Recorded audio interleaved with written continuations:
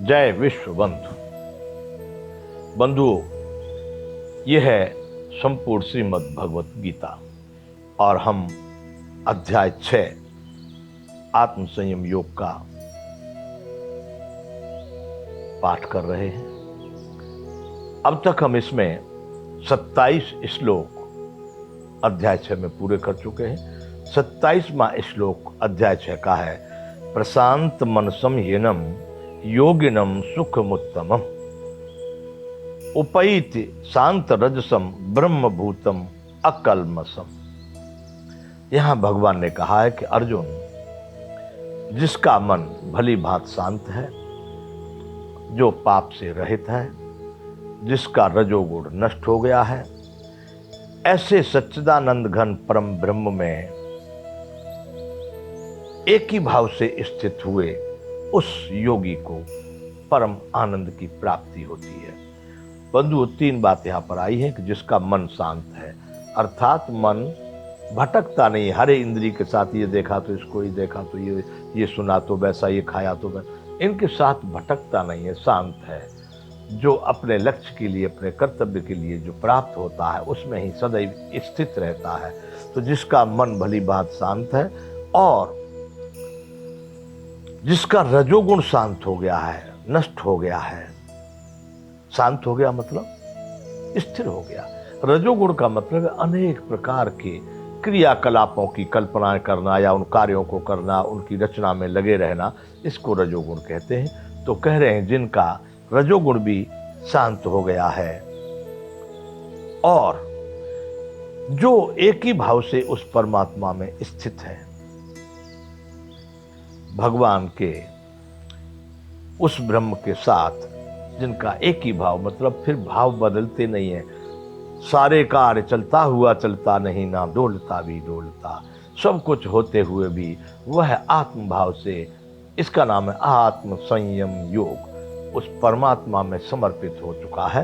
उस योगी को, जो सभी पापों से मुक्त हो चुका है, उसको परम आनंद की प्राप्ति होती है। यह अध्याय 6 का 27वां श्लोक पूरा होता है। यहां से अब है अध्याय 6 श्लोक 28। भगवान यहाँ कह रहे, युंजनम एवं सदा आत्मानम योगी विगत कल्मषः सुखेन बाह्य संस्पर्शम अत्यंतम सुखम अनुस्नते। यहां भगवान ने अर्जुन को कहा कि अर्जुन, पाप रहित योगी इस प्रकार निरंतर परमात्मा के लिए करें। इस प्रकार निरंतर आत्मा को परमात्मा में लगाता हुआ सुखपूर्वक परम ब्रह्म परमात्मा की प्राप्ति रूप अनंत आनंद को प्राप्त होता है। इस प्रकार पाप रहित। बंधुओं, यहां मैं अपना विचार व्यक्त कर रहा हूं। देखिए, कोई भी लेखक, कोई भी कलाकार, कोई भी कवि, कोई भी व्यास, कोई भी पंडित, कोई भी पुजारी जो कुछ लिखता है, जो कुछ बोलता है, जो कुछ व्याख्या कर रहा है, यूं तो गीता में सब कुछ लिखा ही हुआ है, लेकिन फिर हम भी उसकी और अपने ढंग से कुछ विवरण कर रहे हैं, कुछ व्याख्या कर रहे हैं, कुछ उसमें इधर उधर से मिला करके बात कर रहे हैं। तो वो क्या करता है, वो अपना जितना उसका ज्ञान है वो उसी को वहां पर समर्पित करता है। तो यहां पर भगवान कह रहे हैं जो पाप रहित है, इस प्रकार से जो पाप रहित हो चुका है। अब पाप रहित हो गया, पुण्यवान हो गया कैसे? देखिए, भगवान कृष्ण ने तो यहां पर दोनों चीजों से ही निकलने की कहा है। पाप से भी और पुण्य से भी रहित होना होगा। यदि कोई भी व्यक्ति पुण्य का करने वाला है तो फिर पाप भी उससे लगा रहेगा, क्योंकि कोई भी एक परमाणु भी यहां पर द्वैत के बगैर नहीं है, उसका भी दूसरा भाग है। यही गीता में उन्होंने कहा कि सुख दुखे समे कृत्वा लाभा लाभौ जया जौ। सुख और दुख, लाभ हानि, जय और पराजय। तो भगवान कह रहे हैं जो पाप रहित है सब प्रकार से। तो पाप रहित की क्या परिभाषा, हम कैसे मान लें कि वो पाप रहित है? तो बंधुओं, यहां पर बार बार भगवान कह रहे हैं कि जिसका मन, जिसका आत्मा परमात्मा, मन चित्त बुद्धि अहंकार तो उस आत्मा के ही सब कर्मचारी है और वो अपना कार्य कर रहे हैं। जो आत्मा हर तरह से अपने सभी अंतःकरण और इंद्रिय और शरीर के साथ परमात्मा में समर्पित है, वह पापी नहीं हो सकता। पाप ये नश्वर संसार के नश्वर पदार्थ और अनेक प्रकार की ऐसी इच्छा वासना इन नश्वर पदार्थों की, नश्वर पदार्थ में बंधुओं सब तुम्हारा लोकेशना वित्तेषणा पुत्तेषणा सभी आ जाते हैं, और इस संसार के जितने भी पदार्थों की कामनाएं वासनाएं आपकी हैं, इनमें पढ़कर के व्यक्ति, इनमें लगा हुआ जो आत्मा है, जो अपने अंतःकरण मन चित्त बुद्धि इंद्रियों के साथ इसमें लगा है, वह पाप पुण्य का भागीदार बनता है। और जो आत्मा संपूर्ण रूप से परमात्मा में समर्पित है, परमात्मा में ही स्थिर हो चुका है, वह पापी नहीं होता।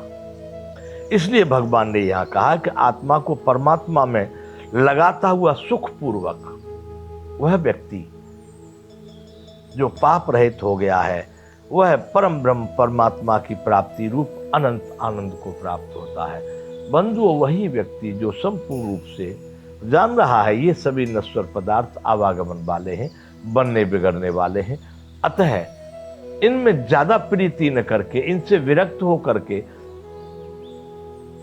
उपयोग उपभोग जो काम में आ रहा है उसको वहां का वहीं छोड़ता चला जा रहा है। उससे कोई अटैचमेंट नहीं, कोई आसक्ति लगाव नहीं है, और उससे कोई उसका द्वेष भी नहीं है।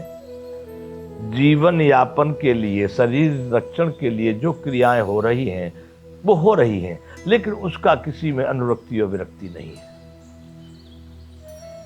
वह पाप रहित है, अर्थात वह संपूर्ण रूप से हर एक प्राणी में देख रहा है कि वह एक ही परमात्मा समाहित है, और परमात्मा के अतिरिक्त उसको कुछ नहीं दिखाई देता, अर्थात उसका आत्मा परमात्मा में स्थिर हो चुका है। वही व्यक्ति इस संसार में उस परम ब्रह्म परमात्मा में स्थित होकर के परम आनंद का अनुभव करता है।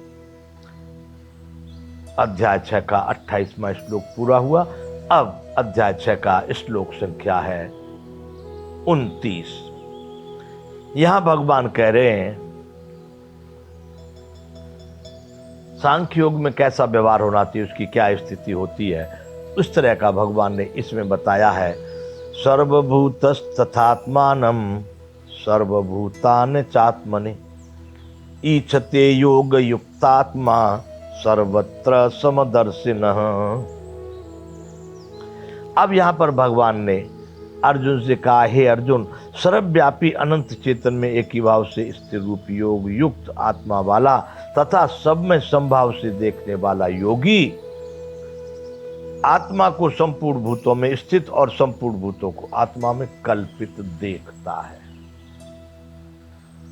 अब यहां बताए, पहले श्लोक में बताए कि जिसका आत्मा संपूर्ण रूप से परमात्मा में स्थिर हो गया है, सर्वव्यापी अनंत चेतन अनंत ब्रह्मांड नायक, ऐसे उस परमात्मा में जिसका आत्मा स्थिर है, जो उसमें समा चुका है,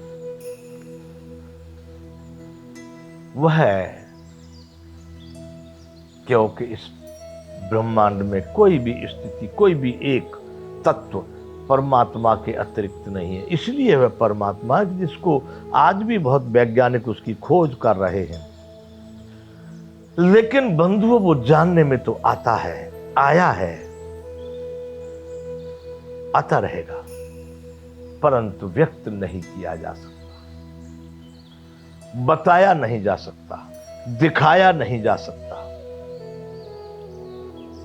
जो मन इंद्रियों की गति को रोककर, इस पर नियंत्रण पाकर, सभी अंतःकरण इंद्रियों पर नियंत्रण पाकर केवल एक ध्यान योग के माध्यम से उसकी अनुभूति होती है, उसमें समा जाते हैं, वह आत्म तत्व उसमें प्रवेश कर जाता है, उस परमात्मा को पा लेते हैं। लेकिन कोई कहे कि उसको लिख करके बता दूंगा ऐसे गुण वाला है, कह सकते हैं, लिख सकते हैं, लेकिन उसकी नेति नेति नेति शेष तम यत पर पदम, वे दोनों भी न इति न इति, ऐसा भी नहीं, ऐसा भी नहीं, ऐसा, उसके बाद में भी कुछ शेष है, हमने जो जाना उसके बाद में भी कुछ शेष है जो लिखा। अतः वह परम आनंद वाला जिसका आत्मा सर्वव्यापी, सब में जो समाया हुआ परमात्मा है, उसमें एक ही भाव से जो स्थित हो चुका है, जो संपूर्ण रूप से वह परमात्मा में समाहित है, वह योगी संपूर्ण भूत प्राणियों में उस एक ही परमात्मा को समभाव से देखने वाला होता है कि उसके अतिरिक्त इस सृष्टि में दूसरी कोई स्थिति नहीं है। यहाँ विराम करेंगे। जय विश्ववंत।